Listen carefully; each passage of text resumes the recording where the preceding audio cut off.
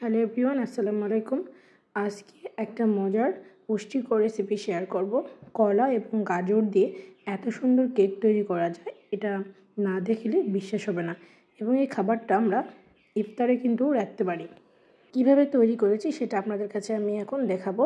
প্রথমে আমি কিছু কলা ছোটো টুকরা করে কেটে নিয়েছি। তারপর একটা ব্লেন্ডার জারের মধ্যে দিয়ে দিলাম।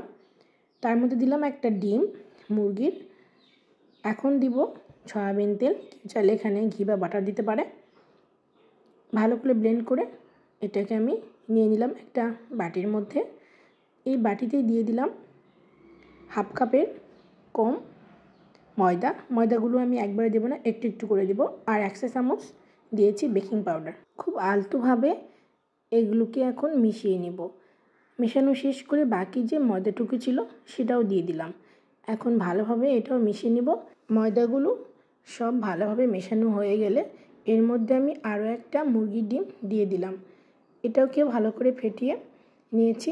এখন এর মধ্যে আমি দিয়ে দিব একটা বড় আকারের গাজর, একদম কুচি করে গ্রেট করে নিয়েছি। সেটাও এখন সুন্দর করে মিশিয়ে নেওয়া হয়ে গেছে।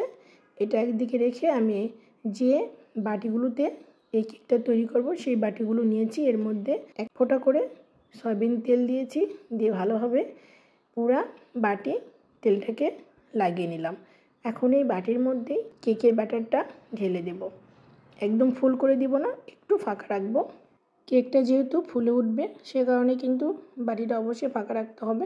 হাতের সাহায্যে বাটিটাকে একটু ঝাঁকিয়ে নিলাম। ভিতরে যদি কোনো রকম ভাকা ভাব থাকে তাহলে কিন্তু সেটা একদম সমান হয়ে যাবে। চুলায় আগে থেকেই আমি একটা ফ্রাই প্যান বসিয়ে দিয়েছি, দিয়ে চুলাটা অন করে রেখেছিলাম।